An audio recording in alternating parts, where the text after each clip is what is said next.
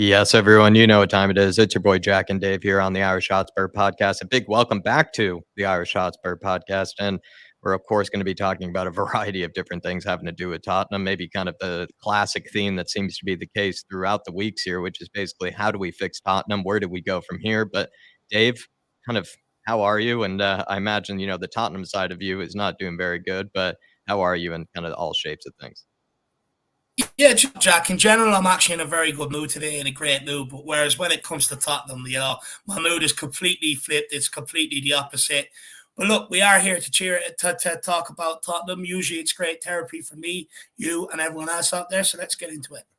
We do enjoy these sort of one-on-one sessions where we get to sort of chat about things maybe a bit more kind of on maybe things that have been on our mind, really more personally, things that have really been kind of either bogging us down or things that just seem very kind of personal to us, or just some things that we really just want to get a good chat about. So everybody hit that like button if you haven't already, if you do enjoy these podcasts. But let's get straight into it. And it's kind of classic bad news from Jack as always here. And we're going to be bringing up some injuries here to sort of talk about briefly here. Ben Davies, everybody, has been ruled out for at least between 4 to 6 weeks with the hamstring injury he suffered against Southampton. Davies would not be available until May for the final games this season if his recovery remains on track, according to Football London. And then also, everybody, Emerson Royale has suffered an injury while out on international break for Brazil. Emerson has damaged his knee playing for Brazil and is set to undergo surgery for a knee meniscus issue, set to miss the next 6 weeks with a knee injury, says Tom Barclay. And most people are kind of predicting he likely will be out basically for the rest of the season. So I guess we'll talk about the Emerson situation first, Dave, because you know me, I always love to talk about Emerson. But I feel like this does mean, actually, could this be an opportunity for a certain right wing back? Maybe, Dave. Tiempo para el Poronator. Pedro Porro, Dave, had some negative comments after his debut from Tim Sherwood, and he had a great response to it, saying Tim Sherwood won't be the first to have had shut his mouth. He said to the Football Guardian, he said, I really hope he keeps saying bad things about me and that it makes me stronger. Let me loose in a prison and I'll end up owning the place. Dave, it's Pedro's prison and we're all his prisoners. Can Pedro Porro carry us for the rest of the season in Emerson and Davies' absence? Look, I think if we are going to persist with the wing back situation, I think definitely 100%. Why can't he? I think he's already shown enough of what he's about. I think we've seen defensively his mentality, getting stuck in, but also, fist pumping and stuff like that. Also with his response to Tim Sherwood. So I think fans are already enamored, I would say, by Porro's mentality, and we sort of are already on board with it, especially with his response to Team Sherwood. I think also from a football sense, Jack, I think a lot of Porro's already endeared himself into a lot of Spurs fans' heart very, very quickly. He's already got it off the mark with a goal, a great finish. We know that he can take free kicks where he rattled the crossbar. He can take corners. He can skin people. He can link up with people. But not only that, Jack, he can switch play and play these wonderful passes across the other side of the field. And he can deliver a great cross. So I think, no problem on the right-hand side. Will he step up whatsoever? I really like what I've seen. We call him the postman. He's certainly delivering. UK wide, by the way, UK wide he's delivering. So for me, Jack, I don't see a problem with Porro stepping in for Emerson. I actually like the options we've got at right wing back currently.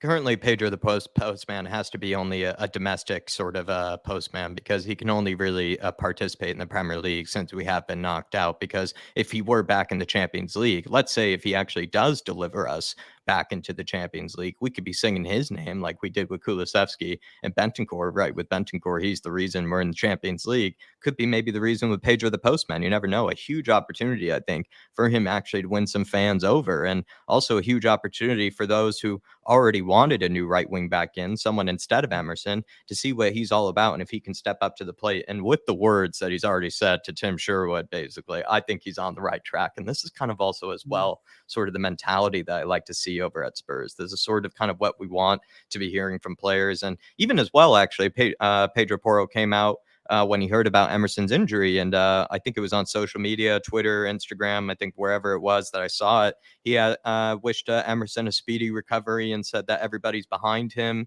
and whatnot. So that's also kind of a nice touch as well. So it's already kind of Especially another. Yeah. Say that, Dave. Especially when he's fighting for your position. You know, if it was like to a striker or a winger, you'd say, okay, fair enough. Yeah, he's obviously going to do that. But if someone else in your position who's your competition, fair play to him. Fair play to him. And this is a different topic altogether, but maybe something for another time. But like I said, it could end up being a sort of special relationship, kind of like maybe Kyle Walker and Kieran Trippier had at a certain stage, where we could have a great sort of right back pairing for a long, long time. Hopefully so. Hopefully so. But Pedro Oh, Porro has a new huge opportunity to win some fans over. And I feel like he had been a bit sketchy defensively. He had been kind of easily spun and kind of easily turned at times. But the more he plays in the Premier League, the more that he learns sort of kind of the speed of it, the type of movements that these players can make at this sort of level, at this sort of ability. I think the better defender he'll become, because it's not like he's a useless defender by any means. It doesn't look like, he's as bad as like a Perisic by any stretch, but he does maybe need, I think, a bit more improvement on the defensive side. But I think the more, games he gets, the more opportunity he gets, the more minutes he gets, I don't doubt at all he's going to become a decent defender. And then we've already started to see how this guy can he puts them on a plate for people. I mean, like you said, it's just straight to their doorstep. He puts it nice and easy for them. And honestly, at times it feels like the players are a bit surprised with how accurate it is. It's just kind of like there's no excuse when sometimes he delivers it to them. Basically, he puts the tracking number, the receipt, everything in a nice little box for them. So Dave, Pedro the postman, like I said, he's going to only need to be a domestic sort of deliverer for now. But maybe, who knows, he could get us into Champions League and he can start to become the DHL man. Well, Jack, I did famously say that, Pedro Porro will hit a midget stick from 60 yards, and that turns out that that's been true, that saying. But look, Pedro Porro also has a He did huge that against opportunity. Southampton, let's be honest. I forget what ball, I think it was to Sonny, and then he also played one at Kane that was exactly that reference, Dave. Spot on to it. Yeah, it's absolutely unbelievable. Two things just quickly on what you said there, Jack. I think, look, defensively, yeah, there are some times where he can get caught, but I think, since that Leicester game where he made his debut, where he first came in, since then, I think defensively he's been solid. I think he's been good defensively. I think you got to look at that Leicester game and isolate. He had, I think it was Davinson Sanchez beside him. It's the big difference to having Romero alongside you, as we've seen. But since Romero's been in there beside him, it looks a lot more stronger down that side. He looks a lot more better. He looks a lot more composed. He also sort of embodies Romero and he gets stuck in. And the other thing I want to say about Porro as well, he's got a very sort of unique opportunity here in these last 10 games, because there hasn't been a lot of creativity over the last while from really anybody. And I think Pedro Porro has a unique opportunity now to sort of grab it by the reins, grab it by the scruff of the neck, get us going forward, and bring everyone else into play going forward, whether it's passes, linking up with them, this, that, or the other, a bit like what we're seeing against Southampton. And I think he could be the one that might unlock maybe, Sundstraut, Kane, keep Kane going with goals, get Kulu going and stuff like that, I think he has a very unique opportunity to be the one to grab this by the scruff of the neck, especially going forward, and march us into top four and endear himself into the hearts of Spurs fans all over. Yeah, I echo that completely, Dave. I couldn't add a thing to it. The only thing maybe I might just say, and kind of passing on this, is just sort of, you kind of have to feel for Emerson and all of this. He sort of started to win some fans back over. I know there are a lot of people that still want him out, but he started to kind of win some people back over. He started to also kind of show what he was all about, like maybe that you can be patient with a player and that they can start to show signs of improvement. He seemed to have the right sort of mentality where he didn't let anything get to him. And to see this sort of injury at this sort of time period when he started to kind of get back into the shape of things with Spurs fans is kind of a bit saddening. So I think our heart goes out to Emerson, but as well, though, Pedro Porro, wishing him luck as well, but also huge opportunity for him to win some fans over, and huge opportunity for him, like you said, step up in the creative department, and maybe in that creative department, who knows, create goals for us to try to our best to surge on to top four, which we will certainly talk about in a moment of time. But we also have to talk about the left back situation here for the rest of the season. Chances are, with Conte gone, Dave, we could be switching to a back four, or maybe we might stick with the same back five with the likes of Stellini and Mason in charge. But Sessegnon, I think, is somehow coming back, maybe, I think soon, like in the beginning of April, maybe be the new left wing back, or at least be the left wing back to take place for Ben Davies' absence. But would you rather maybe promote someone like a Charlie Sawyers rather than persist with a Sessegnon or a Perisic, which we have already seen this season has been, less than subpar? Well, I mean, Jack, I'll kick this off with what's the definition of insanity? Trying the same things and expecting different results. Mm, Where I'm at with this is, look, we know what we're going to get from Perisic there. It's also sort of been brought out over the last few weeks that he might not be here beyond this season. He's maybe looking to get back to Italy or move on somewhere else. So there's no point in persisting with him unless it's on these most bases. And with Ryan Sessegnon, the guy's absolutely dreadful. He's completely regressed since he was 17. He's now 22, 23, and he's a shadow of the player that we first brought in here. He's not good enough defensively, and especially going forward, which you would think going forward shouldn't be a problem because he used to be a winger and he used to score and assist goals. However, the injuries, he's had a lot of injuries. It's obviously dented his confidence. It's obviously affected his growth as a player. And for me, there's no point in persisting with these sort of guys. So why not give some of someone like Charlie Sawyers a promotion and put him in there? Where I'm at right now, Jack, I'll be honest. I want top four and I'd like top four. But I'm also not really fussed right now whether we get it or not. Where I'm at, you look at a lot of what's come out. I think it was Jamie Donnelly's father said earlier on in the season, what's the point of anyone being in the academy if there's no pathway into the first team for them? hmm Even when they carry injuries, suspensions, they're not putting any of the youngsters on the bench whatsoever, and it's kind of like, I agree with that, and it's been a huge problem. And I'm surprised it took so long for anyone, whether it be a parent, whether it be a player, or even a coach, to speak out on the situation because, Dennis Sirkin so famously left Yell on. out and took it right out of my mouth. Ben Davies, I think, and I'm not sure. I think Sessegnon was out, or Reguilon was out injured at the time. And myself and Marcelo used to sit there screaming, just give Sirkin a chance. Even in Europe, in the early rounds of Europa League, give the guys a chance. I'm sick of persisting with the same things and getting the same results. We see it with the cup competitions, Jack, especially away from home. Davies has been one that's played a lot of them. And you get the same sort of results. You get the same things thrown back in your face, where it's either you struggle to beat them or you end up coming away, which mostly is the case, coming away with an embarrassing defeat. So if they don't want to be there, don't persist with them. Get a young guy in and give him a chance, and let's see what he can do. Start showing that there is a pathway into the first team for some of these young guys. For all you know, he might end up taking the opportunity. I mean, only Skip has grasped the opportunity of Bentancur being out, and look what way he's kicked on. Now, I know people are going to say, Dave, Ollie Skip had a loan out, this, that, and the other, and I get it. But my point is what's the point of persisting with Sessegnon, being frustrated, talking about the same things we always talk about with the guy?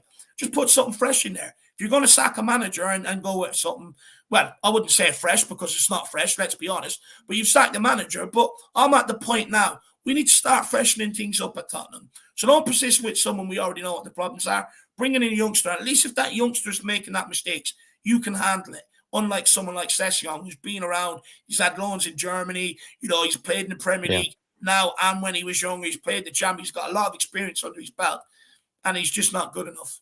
You could see where I'm with you. Like, I'm surprised that it's taken so long for one of the family members, one of the parents to sort of come out on this sort of issue at Spurs, Dave, because I'm with you. Or you're watching the likes of Sessegnon struggle against League One, League Two defenders, and just being able to do the basics, being able to just take on his man, being able to put in a cross. Like, how many times have we watched Sessegnon just repeatedly just pound a ball into the opposition player's face, Dave? I'm starting to actually feel bad for the opposition, actually, with how bruised probably the opposition fullback gets after every single game. I mean, even the opposition fullback at certain stages is just like, geez, I didn't even try that hard on that one, and the guy's still pelting me with these balls. It just felt like he was becoming hopeless. And I know confidence is a huge thing, right, with players, but it's also, you have to see some semblance of ability. And like with Sessegnon, he was really starting to lose it. And I think a lot of it has to do with injury. It's just a sad case. It happens to players where they lose sort of that edge, either athletically, or they lose that edge just with certain kind of movement, certain kind of agility, certain kind of balance, even whatever it may be. And then a bit of confidence goes with that when they lose that sort of athletic edge. And I think when it started to look like Emerson was showing more improvement going forward than Sessegnon was, and then when Emerson was bringing out a lot more, I thought, going forward than Sessegnon, you really started to ask question marks of kind of Sessegnon's future, because this is also the case too, Dave. Sessegnon's been here longer than Emerson. and Sessegnon actually cost more than Emerson as well on top of that. So you have to, maybe the homegrown quota, of course, gets, tossed into it, where yes, he is English, and that is probably why he maybe cost maybe that bit more, but still just have to look at it maybe a bit more ruthlessly with Sessegnon. Like, we can't persist with something that we just know I don't think will be good enough, and something we know is not good enough from what we've seen thus far this season. And also as well, like, he's been here a long time. And so I'd rather give that chance to someone else in these remainder games of the season who we know is hungry and who we know is also going to be maybe a bit of a mystery, could end up actually causing some teams some troubles, might actually also have some maybe struggles of his own, but also could be like just a new, like a new cat in the Premier League that all of a sudden just actually has a bit of that hunger and that spark. We know Pedro Porro, like we said earlier, is hungry to do things and is hungry to impress fans. And I just don't know if that's the case anymore with Sessegnon. We know that's, like you said, not really the case with Perisic either, because he kind of wants out of here. So give it to a Charlie Sawyers, give it to anybody, give it to a Mundel, give it to anybody that is willing to play the position with their heart's content to try to impress us, and also as well to try to maybe get his own spot in the team. But like you said, Dave, that's all well and good in saying that, but these kids are never given the chance, despite how many times we watch players like Sessegnon, etc., just unimpress us against very easy opposition at times. And this is where I see where those coaches, or sorry, not those coaches, those parents of those players are coming from, Dave. That's where I see where they're coming from when they watch Sessegnon unable to do it against a League One defender. They're probably like, geez, why? No wonder my kid can't get a chance. Like, it's just stubborn at the club. But Stubborn. like, you had it with Lavinia over the other side, if anyone remembers him, you know? We were watching Aurier and Doherty make a colossal fuck ups week in, week out. And if you're Lavinia scratching your head, you're like, give me an opportunity. I think, look, me, and I don't speak for the Spurs fan base, but I think many people are probably with me on this. We just want to see people out there that want that relish the opportunity, that are hungry for the opportunity, that want it, rather than someone that's rolled out there and they're scared, they're nervous to make a mistake, this, that, and the other. And that, like, it has to flip that culture. But also, just quickly, Jack, you mentioned the homegrown. This is an issue we have this summer. Some of the players that we're keeping around and we know are not good enough for Tottenham, the reason why they're here is because they're English and they help us with the homegrown quota. And in order to fix that and move on, now you can't go out and just replace them all by buying them, because there is such thing as the English tax exists, because the selling club knows, okay, what's the homegrown quota like? We'll add another 15 million onto this because we know it has to happen, right? So we're not going to be able to spend all summer doing that, but we know it's an issue we need to fix. So why not start giving some of these youngsters a chance? Even if it means bringing them off the bench for 10, 15 minutes, throwing them out there, giving them a chance, and reduce the amount you need to bring in here and say, okay, he's impressed me. He's young, hungry, he's done good. We'll work with him. We'll develop him. And, we can sell Sessegnon. There's his replacement in someone like Charlie Sawyers. That would be ideal. That's the whole purpose of having an academy, right, is so to spend as little as possible so that these players come through and they can get in. There's hopefully good enough to get into the first team. So why not start utilizing it rather than persisting with what we already know hasn't worked? The whole point of the academy and hasn't worked under multiple managers. The whole point of the academy is for them to come in, I think, in these kind of moments of sort of despair, desperation, where, like you said, all really fans want is just to see people just giving their all for the badge, giving their all for the club, and seeing players who actually care. And when you're at that sort of bare minimum sort of level of expectation, it's a great opportunity to see the kids come in. It's a great opportunity to see one of them given that chance. And Spurs have failed on multiple opportunities to do that. And I feel bad for them. And I see where the parents are coming from, like Well, you see, said, Dave, here's on the that one thing, Jack, opportunity. right? We've a culture over the last few years of, okay, maybe you're not always losing the best, but along with it, you are. Dennis Cirkin left the club and said, no, I'll take a step down to Sunderland because I believe I'll get back to the Premier League with my ability. Lavinia left the club. Marcus Edwards famously left the club back to his ability. Same as Noni Madueke. Look what Chelsea brought him for. There was another guy, I think, is his name Lewis Binks? I think he left and went out to Italy, and stuff like that. So it is happening. And in order to stop that happening, we've got to offer a pathway or opportunities for these guys to impress. And all it needs to be is, for instance, instead of playing players who are not good enough in the Premier League or good enough when they step in when we've got injuries or suspensions and we keep moaning about them, then rolling them out in cup games and then expecting us to win when we know what they're already like.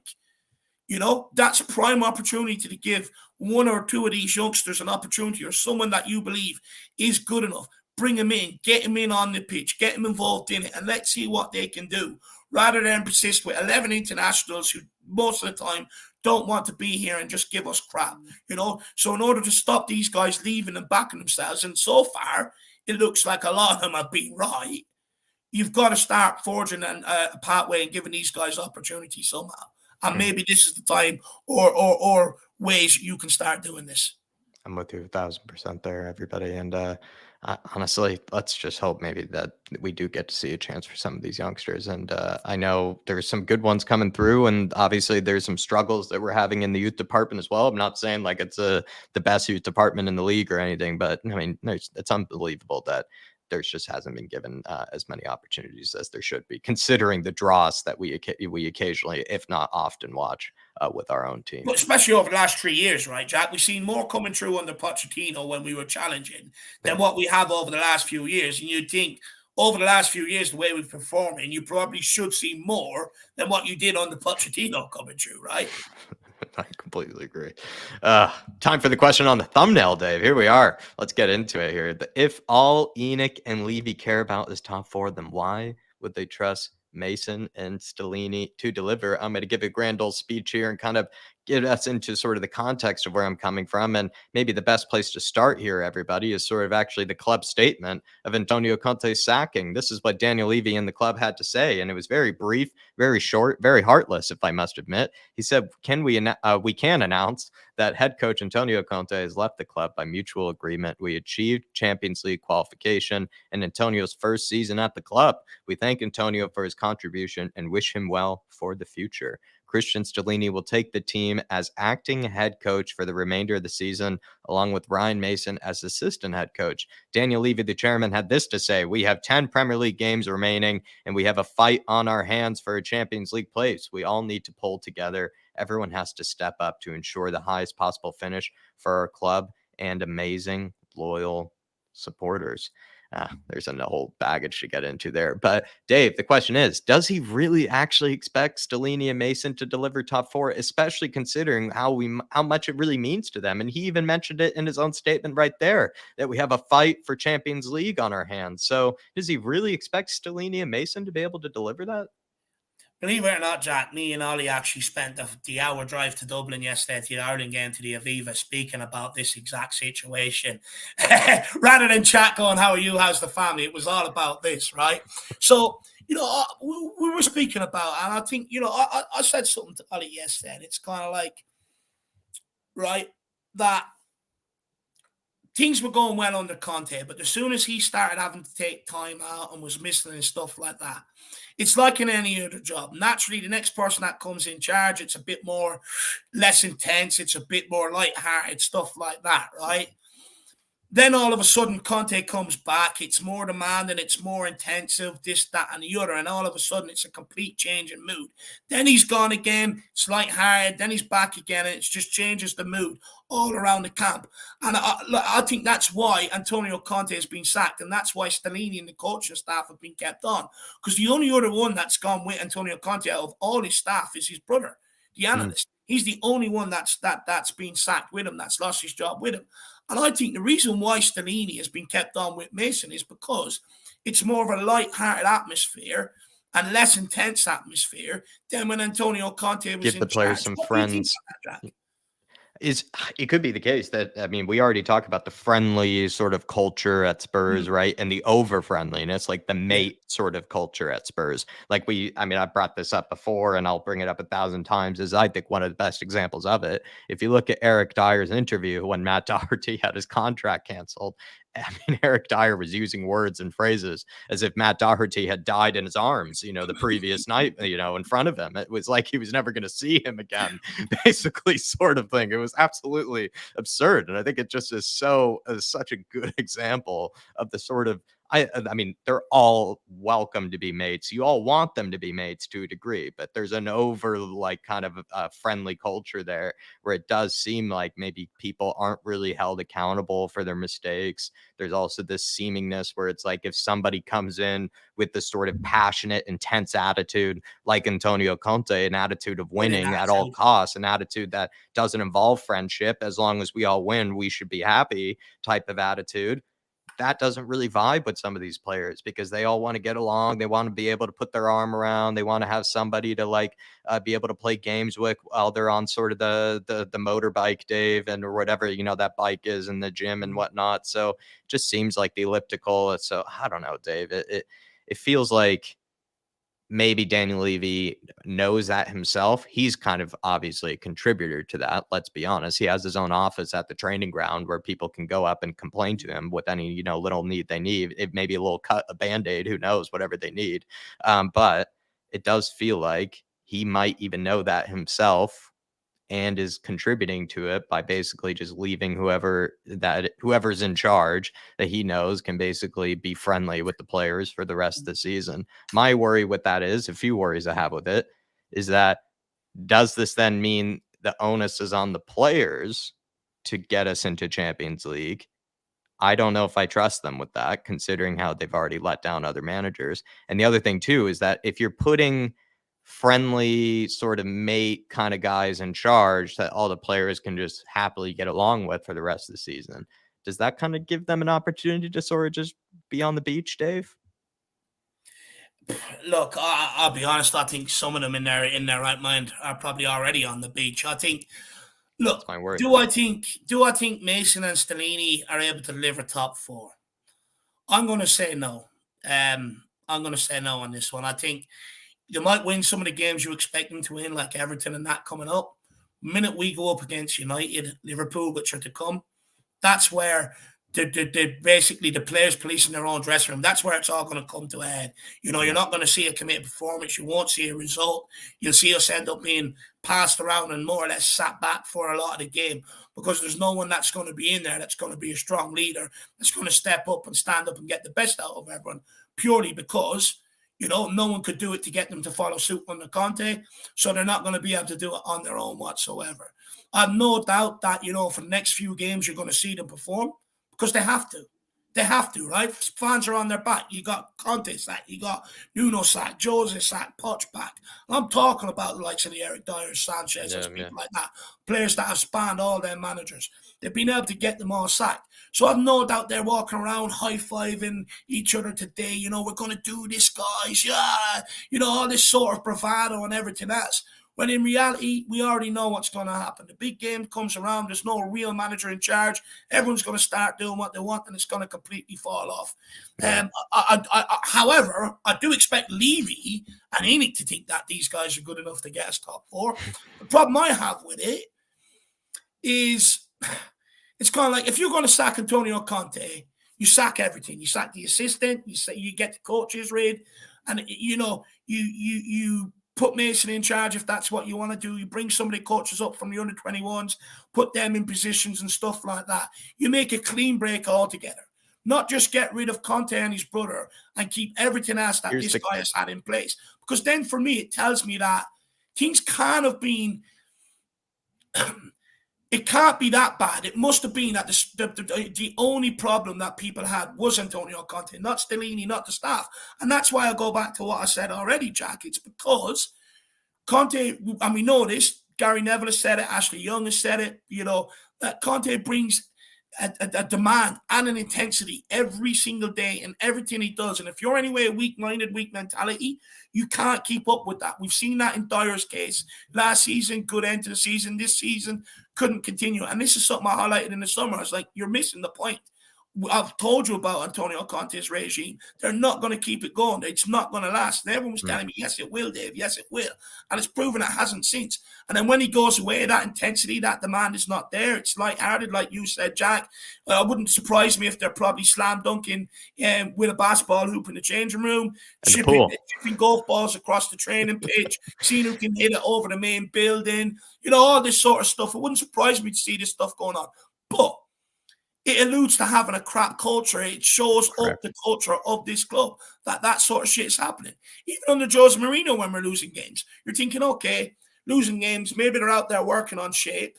But then again, why would they be? Because they don't like it. They've already come out and expressed this. It's boring. It's repetitive. So you're thinking, okay, what are they doing today?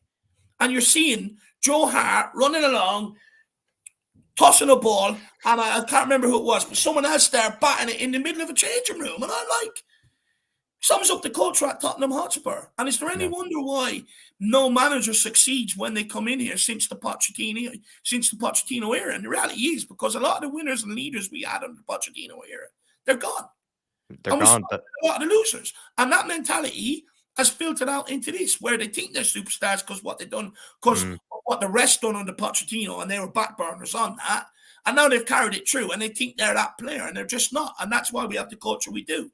problem is too, though, That's why Dave. I think Mason and Stellini won't get us top four. I agree. I don't think they'll get us top four either. But I have another question on top of that. But this is the counter argument, Dave, that I have heard from a lot of Spurs fans that I think is an interesting one and probably a valid one, actually, to be fair. The reason they said you don't put Mason, just solely Mason, in charge, and I kind of do agree with this, you are kind of maybe putting Mason in an unfair position to maybe be lined up for the slaughter if it doesn't go well for him. Let's say you sort of hurt his own managerial chances, you hurt his own managerial sort of prospect for the future. Does feel like kind of a lot to maybe ask of him in that situation. And we already know he has a lot of bias when it comes to maybe the picking of certain players and whatnot, and just maybe it's not the right time for that sort of thing. The other thing as well, as someone said too, is that not even on a personal level, as well as even on a personal level of Ryan Mason, it's actually a tactical thing too. Like, are the players able to just all of a sudden switch to how Ryan Mason wants to play, which might be a 4-2-3-1 sort of system? Like, can they really make that turnover in a week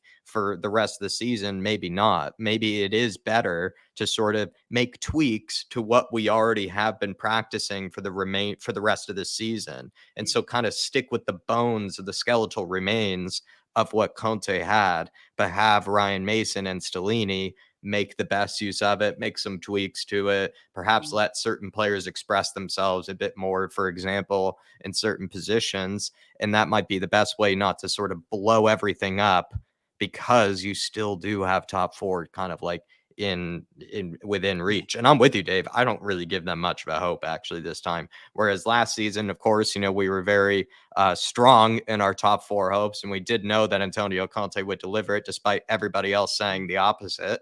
Um, it doesn't feel like it this time, Dave. So that's the counter argument, I think, to maybe just putting in Mason in charge. A lot of people also said it's unrealistic too. If people are asking for a manager to come in right now, a lot of people said it's unrealistic to do that, because if you're looking at top world class managers, not world class, but let's say the top elite managers that we are looking at, they all are looking at Spurs as a bit of a dumpster fire right now. They're all looking at it as not an easy place to go and not an easy bunch of players to pick up and try to turn things around, especially for only 10 games left of the season. And again, like I said, you got some tough games coming up. And like you said, Dave, some tough games coming up. Do you really want to rest your reputation with Spurs and try to save us in this sort of way? I mean, of course, we love guardian angels, but you don't always get guardian angels. And I think that's what's not going to happen here. I think any manager is going to see how it goes for us, wait till the summer, see what their options are, maybe look at Spurs as potential difficult opportunity. And I don't think any manager sees Spurs as an easy job. I think, of course, there are managers out there that are probably hungry to take the job because they want to prove something, but they're definitely not looking at it as an easy job. So that's the other thing as well, is like a lot of the managers we do want, Pochettino, Nagelsmann, Enrique, Amorim, etc., I don't think are going to be saving us for the last 10 games of the season. As much as I want them to, as much as I think ENIC and Levy should have been able to probably pounce on some of these guys without a club like Pochettino and Enrique, maybe it is kind of also the case. You have to put yourself in their shoes, the manager's shoes. And it's like, why would they want to save us with these last 10 games of the season? And so it is with what we have, Mason and Stellini. I kind of want to have dramatic change. I want there to be a huge, just blow it all up. Let's just leave the Conte regime regardless. But I can kind of see why we're keeping some of it left, with maybe top four still left to go. But the question I do have on my mind, actually, Dave, just quickly too, is do you feel like Levy even recognizes, like, if they don't deliver top four, that means we got knocked out of the Champions League early, got knocked out of the Cup versus Sheffield United, got knocked out of the Cup versus Forest. Is he prepared for the backlash of this dismal type season if we were to not deliver top four? Uh, Because I he don't think realized the so. backlash. I I don't think it think would so, be but bad. Jack, I genuinely believe he doesn't care. To be honest Yeah, with you, that's we do I know think he that. has disability, and I think it's wrong to do. That's why, all the fans are are up in arms all the time because there's no communication. He seems to have this ability, no matter what people say on YouTube, no matter what the media say, no matter what pundits say, no matter how much pressure the fans put on him, it seems like he just doesn't care, or he's not aware. He's able to Mm. completely block it out.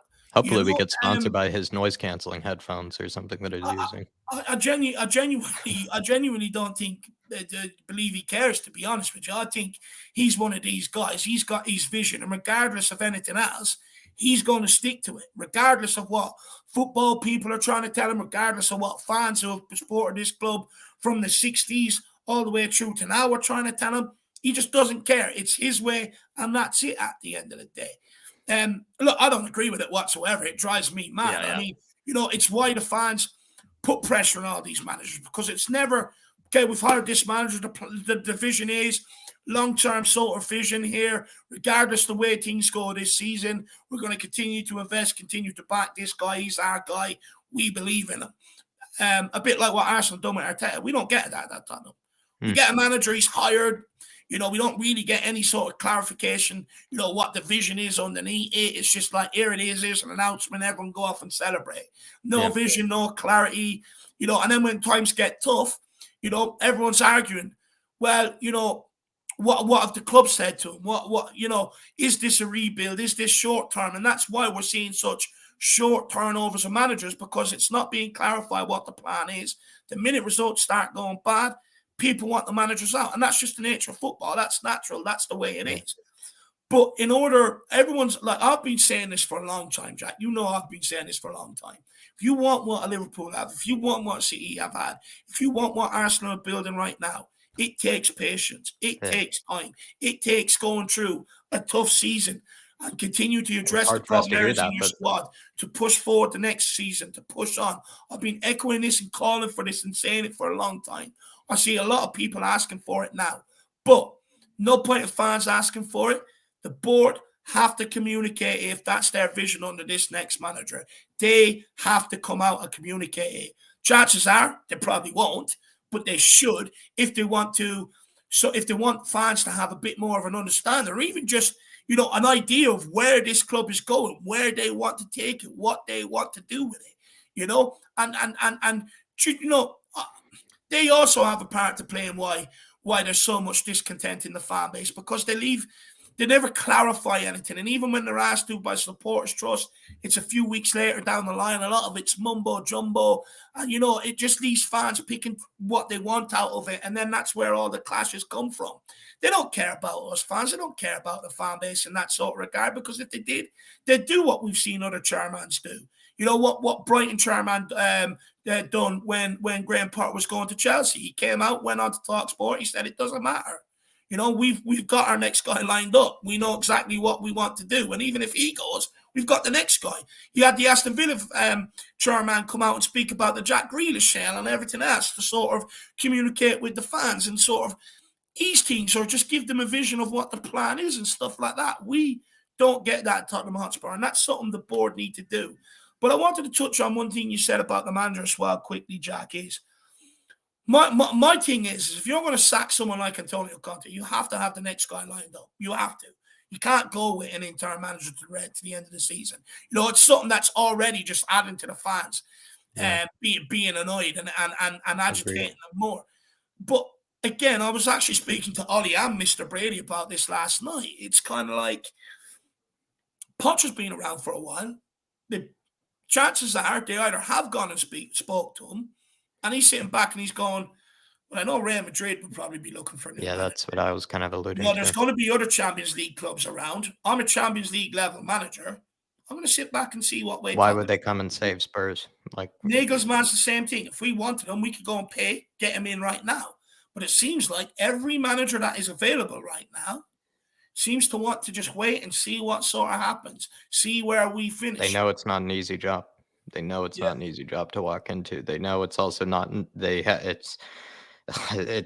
We've said this 1,000 times, Dave, but it's starting to look like a graveyard for managers, resumes, reputations, just sort of overall well-beings, like, to a degree, because it takes a toll out of these managers. It's almost like a presidency where you see them age quite quickly being a Spurs manager. And so I do feel like I said, there are young and hungry Spurs managers out there, and we'll get to maybe like the Nagelsmanns and whatnot of the world, but they're young and hungry ones that might want to take the job, but they're not willing to take the job, I think, right now for the remainder of these 10 games of the season. They're going to assess their options and see if there might be easier jobs, there might be better opportunities, because we have to face facts. Like, with how it's gone for Jose, with how it went at the end for Pochettino, like, most managers agree Pochettino should have been given a rebuild, should have been given that money to keep going, to start afresh, but he wasn't. They brought in Jose, didn't go well with him. Bring in Conte, didn't go well with him. Managers aren't stupid. They're going to look at it as maybe a place that is obviously a difficult place to sort of kind of get your footprint in and get your sort of handhold on and be able to be there for a long time with success. And that's just But face facts. Like, no one's going to come in here, it feels like, and be our guardian angel. the problem we developed there then, Jack, is you're getting second choice, because if managers are holding out to the end of the season, right, to see what develops at Tottenham, see what develops at other That's clubs, their own fault for the second realistically, choice. Tottenham is their second choice. But then you're going into a route where you question straight away, how does that manager want to be here? You easily go down a route where, Antonio Conte, it was like I'm doing the club a favor. And look, I can understand it with someone like Antonio Conte, because he's got the CV to back it up, right? And go, well, hang on, I've got more CVs than what the chairman does, or more trophies than what the chairman does. So I can understand it to that regard. But what I can't have is someone like an Nagelsmann coming in here and having that sort of moral complex. And it's like, I mean, look, you've done two okay jobs, or two decent jobs, but what have you got to back that sort of Hmm. moral You don't want complex? anybody to come in and think that they're What I better than want the is, clubs I want themselves. someone that looks at the Tottenham job and wants to take the reins. And that's what many Spurs fans said they want. Whether That's it's what many difficult or not, Spurs you fans want them said to they be want. hungry and wanting to take it. Exactly right. Yeah. I'm with you there, Dave. I'm 1,000% with you there. And so I'm actually going to ask you just quickly. Do you feel like, and Mia and I were speaking about this the other day, or even just yesterday. Do you feel like, obviously we had 10 games left this season with Mason and Stellini, but could they, in the meantime, let's say last 3, 4 games this season, try to, we know they won't because they never do anything quickly, but could they try to seal a manager, and we maybe for the last 3, 4 games of the season have like a Pochettino, a Nagelsmann, an Enrique, whoever it may be, watching like the last 3, 4 games of the season in the press box with Levy and seeing Eric Dyer, seeing Lloris, seeing all these guys, and getting an assessment already, because Manchester United, for example, did that last season with Ten Hag, where Ten Hag was able to watch kind of the last few games of the season and kind of get an assessment. And you would, I don't know, just for Spurs' sake, Dave, because this is the type of transparency that we're talking about with, what fans want, right? They want to see some direction. They want to see where the club is going. And that wouldn't be a bad attempt, Dave. Like, it's not the best situation, but let's say they do hire a Nagelsmann, a Pochettino by, let's say, last 3 games of the season, wherever we may be. It'd be nice to see him in the stands watching a game and sort of like seeing it from that sort of view. Don't you agree? Isn't that an interesting thought? Yeah, I hear you. I hear you. Problem I have with it is, look, I think it's an interesting thought, and I think, look, ultimately something like that probably will end up prevailing and will happen. Problem I have with it is, Mm, Eric Dyer's header to Mo Salah, the assist, that was on TV. So, I mean, there's no way possible you could have missed it. And if you're a football person, you're well aware of it. Eric Dyer miscontrolling the ball against Frankfurt was also on TV. A lot of Lou Lloris's mistakes, North London derbies, on TV. Most of the world watch it. So I think they're pretty much highlighted. I don't think they need to sit in the stadium to be able to notice this. I don't think they do, to be Maybe honest they with just, it'd be nice for them to be in Daniel Levy's ear for 3 or 4 games if possible. It may, as you. Yeah, it would. It would. But the problem I have is mhm, we've been speaking about getting rid of Davies and Dyer and people like that for years, of right? And I course. know people are going to say, Dave, we're at a point now where they have to be next to go. I understand it. But first of all, we should never, ever let it get this bad before we actually start being realistic about the players we have instead of sugarcoating it and covering it up all the time. But also, the problem I have with it is it's like every year I expect this to happen. You get 2 transfer windows a season. And for the last 3 years, that hasn't happened. And they've got power. Ben Davies being able to go up and get Nuno sacked. I think Levy, because of the longevity and the friendship they've built up, I think he'll always look to sort of keep him at this club and have that sort of chat. I was actually only saying this started yesterday. When a manager walks in here, Jack, they have the least say or least influence out of anybody. You've got Ben Davies, Dyer, Sanchez, Hugo Lloris, Kane, Son, Lucas Moura, right? I've all been here since the Poch days. In the Poch days, we know the chairman, the players, the management, they're all sort of close together, tight-knit. And what's happened since then? People like that were able to go and get Jose sacked. We're able to go and get Nuno sacked. You would say bit different under Conte, but they were already planting the seed before Conte sort of got himself sacked. There was reports out there, players have already spoken to chairman about Conte, this, that, and the other. And that can't continue. Levy has to be willing to cut ties. Steve Hitchen famously said, he was friends with a lot of the players, and we wonder why he never got rid of any. Because friendships is prevailing over actual football. And this is the problem we've got. We have to be able to terminate them friendships, cut them friendships for any manager to have any say. If a manager wants to walk in here and fully rebuild this club, they have to be allowed to change the captaincy. Have to be. They have to be allowed to get rid of players that can bend the chairman's ear because of the longevity and the friendship. And then that way, you get them out of the dressing room because they also have a large sway around the dressing room. They can also speak to the likes of Doris the tea later, Tom the janitor, stuff like that. Put it in there, Jose. Next thing, Daniel Levy walks by. How are you, Tom? Yeah, grand. Jesus, Jose, or Conte. And it sort of creates that environment. So all that has to be cut. So a manager can really fully take this rebuild on. And it also sends out a message to everyone else. You do it my way now. I have full backing, and that's it. They're gone. It's my way or the highway. You're not with it, you're gone. And I guarantee you'll see a lot more people falling in line very, very quickly. I think everybody can get behind that, Dave. I see everybody getting behind a manager that is, let's say, what's also comes with that actually is a long-term contract, not like 6-7 years or anything ridiculous, but you do want to see probably the next manager be given at least a 3 to 4 year contract of some sort, because then that also means they have the longevity that's already assured to outlast certain players, to also be given time under Daniel Levy, to also have maybe a fewer talk sport and sort of sessions on what's his future, where's he headed, that sort of kind of thing, because that also gets tiresome and also seems to have played some type of effect on the players. I mean, I think they should have much better heads than that, but that's another thing entirely. But it does feel like we do need, for everybody to get behind, a manager that is probably signing up for around 3 to 4 years, a manager that is willing to probably bring a type of sort of winning football and winning culture to Spurs as well. Like, we need him to be able to guarantee that, because as much as we all just want